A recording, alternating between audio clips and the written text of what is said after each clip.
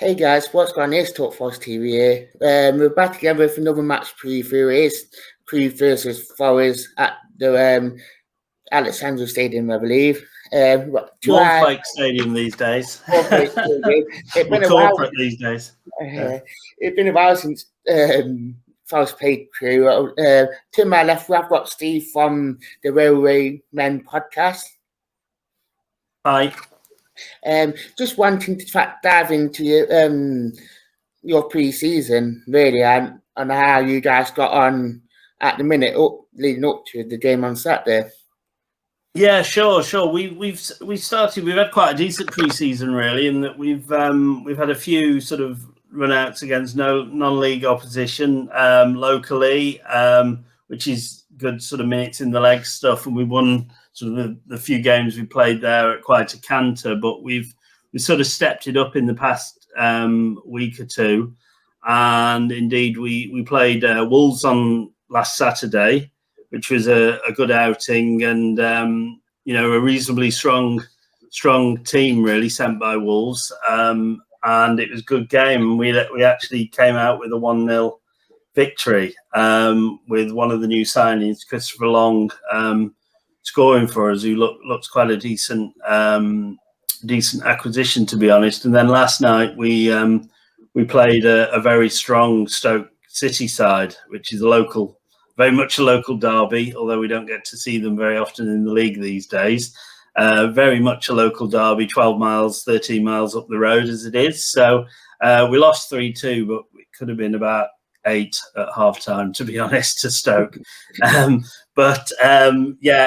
was a good run out, and and that's what it is at this stage of the season. So on the whole, fairly positive. We've got we've got 4 new players that we bought in, so it's good to get them some minutes and to get into the way we play, I think, to be honest.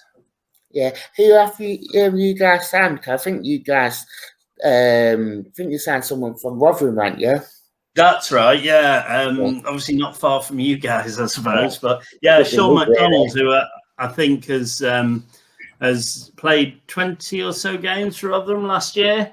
Red-haired midfielder. He really does look decent, though we've not seen that much of him in the pre-season. So I think they're trying to usher him back because he's had a few injury issues. But he's looked really, really good, and we've got we've got a right back on loan from Southampton called Kane Ramsey.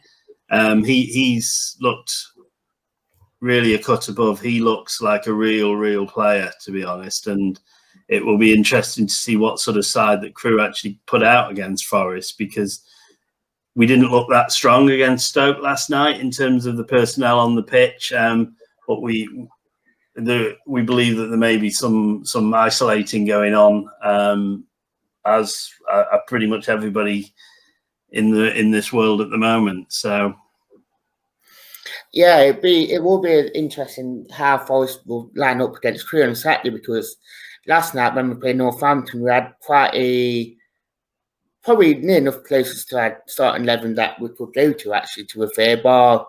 Probably 1 or 2 players that not featuring, but we're near enough at what's that full strength. So I think Saturday will be a bit more of a different 11 from what we played last night. Probably a couple of youngsters and probably players that didn't really feature last night. So it will be a very interesting to see the teams, as you said, from a Crewe point. Obviously from our side, it's often the way that our side are a load of kids and a couple of old experienced heads with them. So it's just where that balance is with all of these things, I think. So yeah, I mean, I know Crewe always had a bit of history. As much as I follow football, that Crewe always produced quite a few young players that some of them have gone on to the Premier League and that, especially. Oh yeah. I mean, you guys had big history for that. Yeah, well, we've actually, since sort of there's 3 gone from last season who will be playing Championship football this season. 2 of them at Cardiff and Pickering at Blackburn.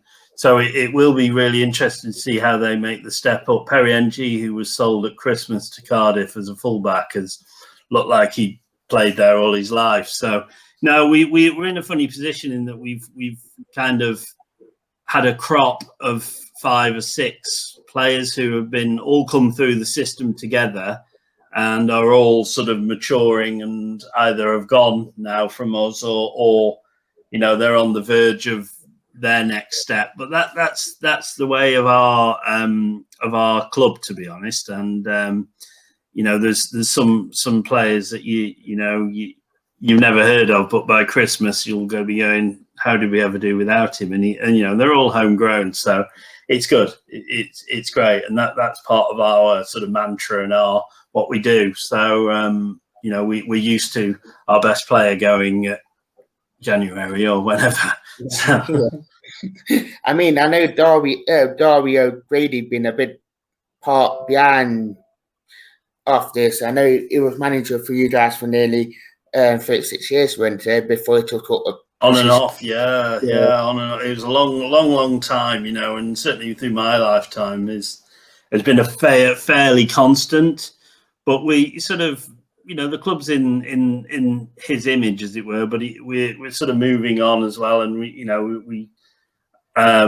got a damn good manager in there now who knows his stuff and has a real affinity with the place as well. We don't get the feeling that, as successful as we are, we certainly don't get the feeling that he'll jump at the first opportunity, if you know what I mean. I might be proved wrong, but certainly not. Don't get that impression. He's been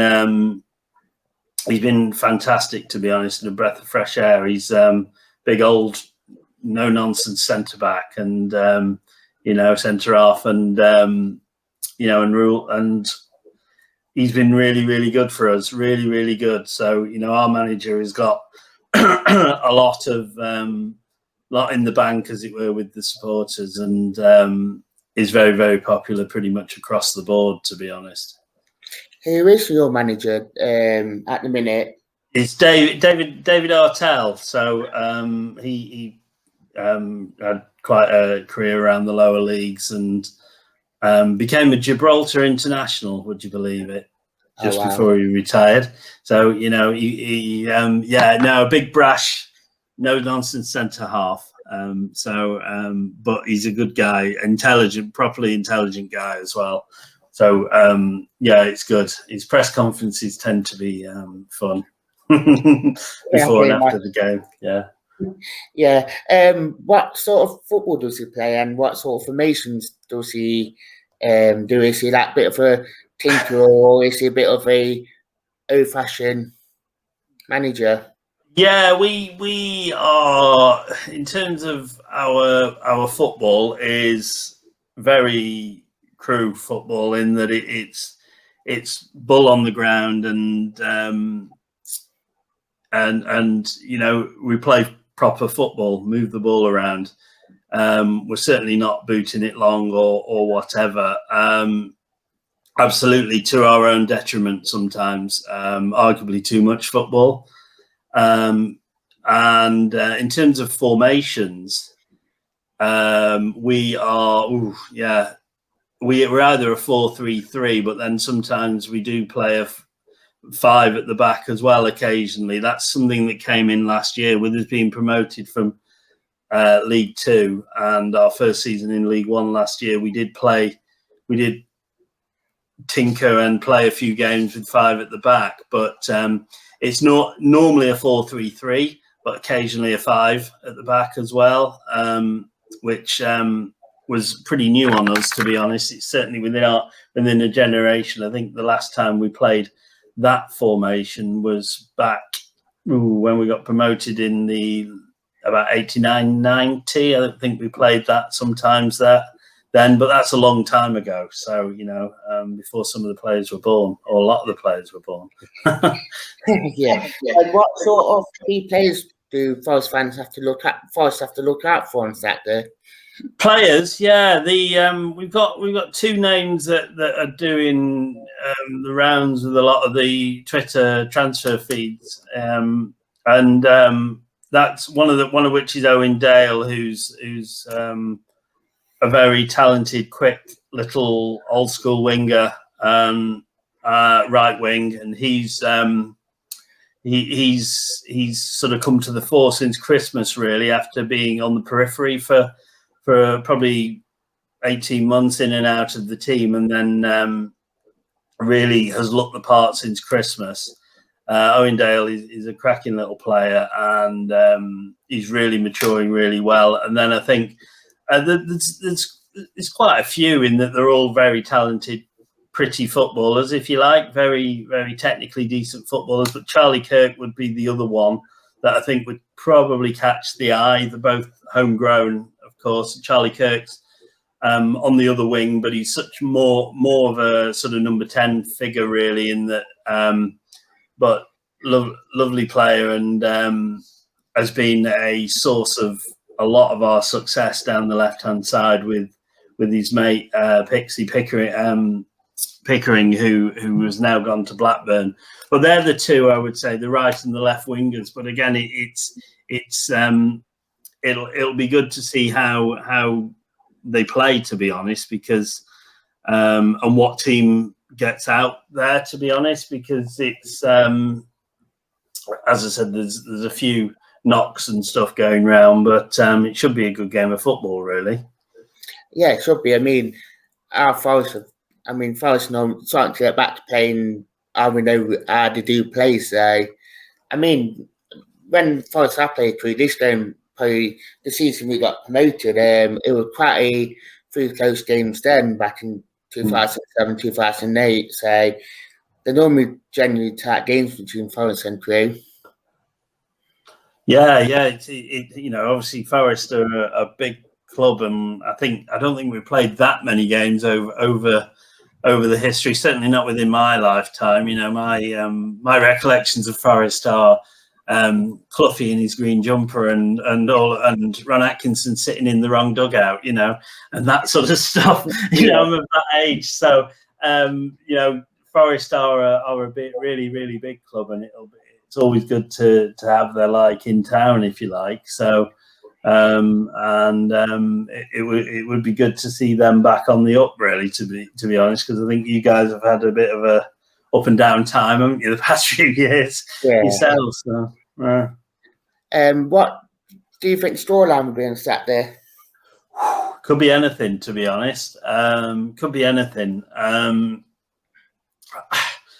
I'd settle for it being close either way, to be honest. I think we're who knows, 2-1 either way. I think I'll be surprised if there isn't a goal at each end, put it that way. So I think the way we play, you know, we do concede goals, but we also score them. So I'd hope, as long as it's entertaining, isn't it? It is pre-season after all, so. Yeah, definitely. I'd like to say thank you for coming on to the show and talking about Crewe. No problem. It's been a pleasure. Thanks. Yes, sir. So I'd like to say thank you, guys, and goodbye.